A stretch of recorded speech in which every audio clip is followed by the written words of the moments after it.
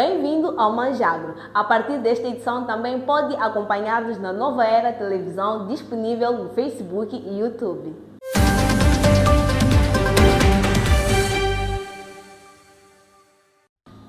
Moçambique necessita de mais de 30 milhões de dólares para alcançar a sua resiliência climática plena. O valor deverá financiar a Estratégia Nacional de Financiamento Climático até 2030. São contas milionárias a dimensão do nível da vulnerabilidade do país. De forma cíclica, Moçambique enfrenta graves problemas ambientais que vão desde secas severas, inundações e ciclones resultantes das mudanças climáticas. Resiliência precisa-se e o custo já está calculado. Estima-se que serão necessários 37,2 mil milhões de dólares até 2030, dizia, para alcançar uma resiliência climática do capital humano, físico e natural de Moçambique. Para financiar este desafio, o governo aprovou esta semana uma estratégia que aponta para as medidas a serem adotadas de modo a tornar o país uma referência na mobilização dos fundos para a ação climática.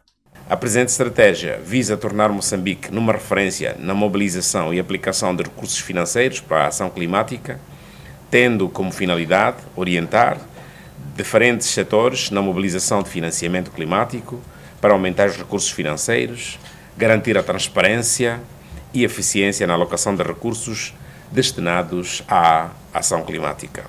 Refira-se que Moçambique é considerado um dos 10 países mais vulneráveis aos efeitos das mudanças climáticas ao nível mundial.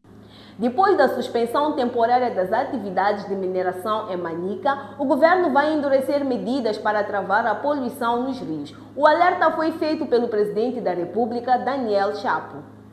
É um problema que já mexe com todas as sensibilidades nacionais. A poluição dos rios em Manica atingiu níveis que o governo descreve como desastre ambiental. O que está a acontecer em Manica, eu já disse publicamente, é praticamente um desastre ambiental. E nós não podemos permitir que isto aconteça, porque põe em causa não só a vida selvagem, mas estamos a falar também a vida vegetal, as plantas, estamos também a falar sobre a vida dos próprios animais domésticos, como gado bovino, gado caprino, que também tem que beber a água, e o próprio ser humano. Interesses empresariais que incluem figuras da nomenclatura nacional envolvidas na exploração do ouro lutam para manter as suas atividades responsáveis pela poluição. Contudo, Daniel Chapo deixa um aviso.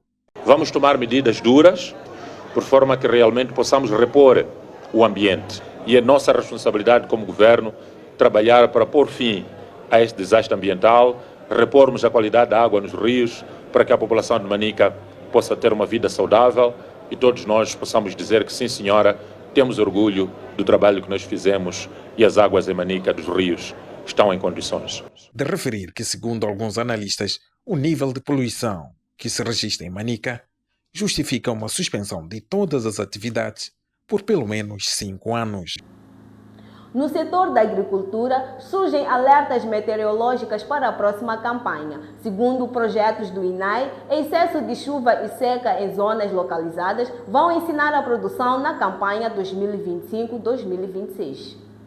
O prognóstico nacional da época chuvosa 2025-2026 aponta para as chuvas acima do normal no sul e centro do país, com risco elevado de cheias em várias bacias hidrográficas e zonas urbanas como Maputo, Matola, Xai-Xai, Beira e Quilimane.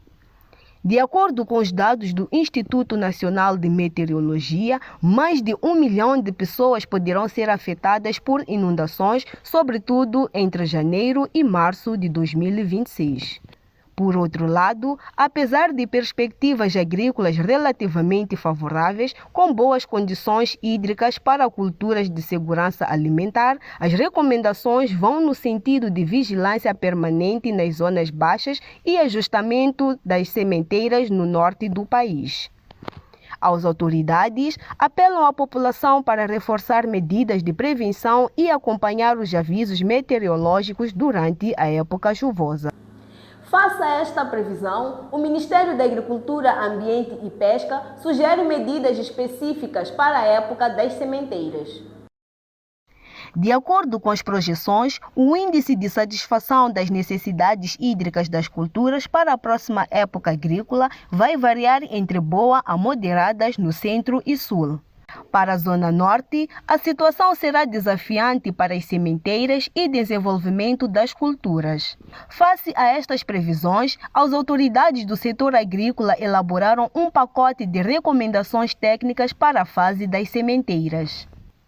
Para a zona sul do país, a recomendação é que os camponeses façam sementeiras escalonadas com variedades de ciclo curto.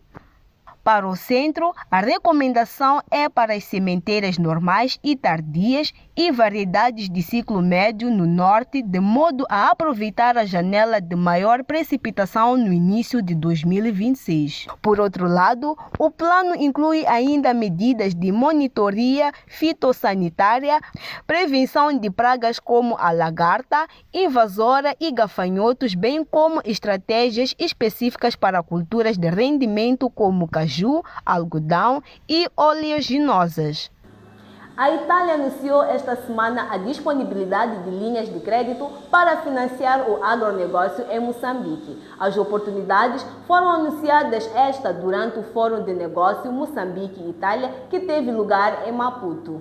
Investimentos no agronegócio em Moçambique foi o tema que atraiu a este encontro empresários dos dois países para de perto ouvir o que existe em carteira. O ministro da Agricultura, Ambiente e Pescas, Roberto Albino, abriu o livro para mostrar os projetos em curso e os que estão por vir. Temos um portfólio de cooperação entre projetos que já estão em curso e outros que estamos a finalizar as negociações de cerca de 160 milhões de euros. E são projetos, sobretudo, virados para a promoção de agronegócios, para a inclusão das mulheres, para o desenvolvimento rural, para o desenvolvimento das cadeias de valor ao longo do corredor da Beira. Com projetos que, segundo o ministro, devem ser vistos como oportunidades para acrescentar valor à economia nacional. Queremos, de facto, dizer aos nossos empresários moçambicanos e italianos que o governo de Moçambique e da Itália estará junto com eles para que, de fato, possam aproveitar essas oportunidades e fazer negócios para o benefício do setor privado moçambicano, para a geração de emprego e, sobretudo, para a promoção da substituição de importações de produtos que nós podemos produzir com competitividade e também explorar oportunidades de exportação. Para já, o setor privado nacional diz-se pronto para apostar, desde que as regras do jogo sejam de fato apetecíveis. O setor privado que está preparado. Agora, as regras do jogo, a Itália que tem que definir, para que nós possamos apresentar os projetos. Vamos até o campo com a nossa rubrica Minuto no Campo.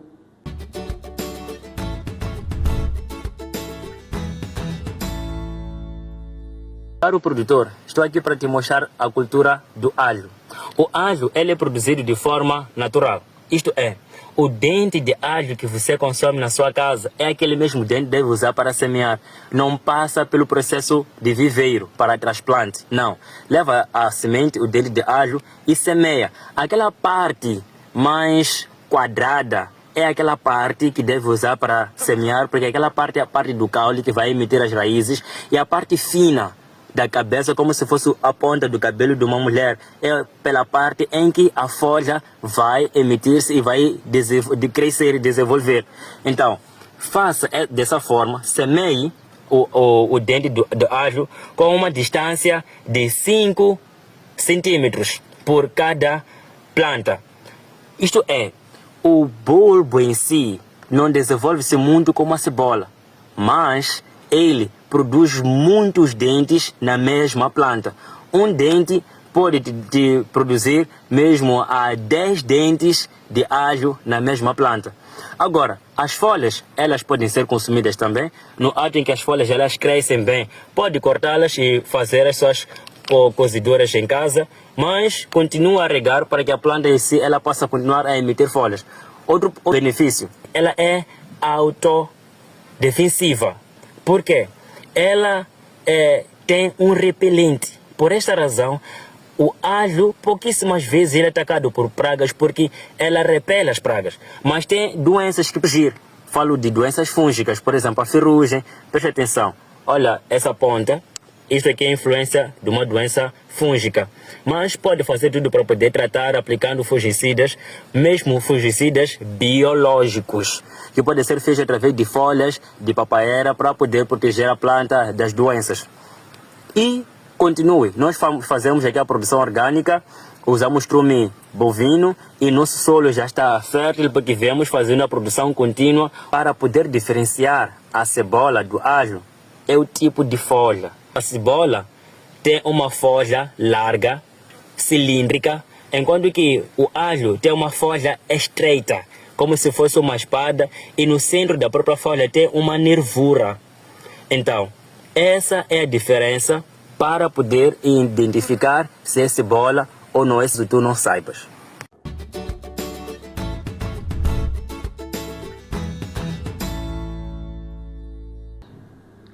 Terminamos por aqui. Continuem a acompanhar o Mais Agro nas páginas da revista Terra e na Nova Era Televisão. Até a próxima!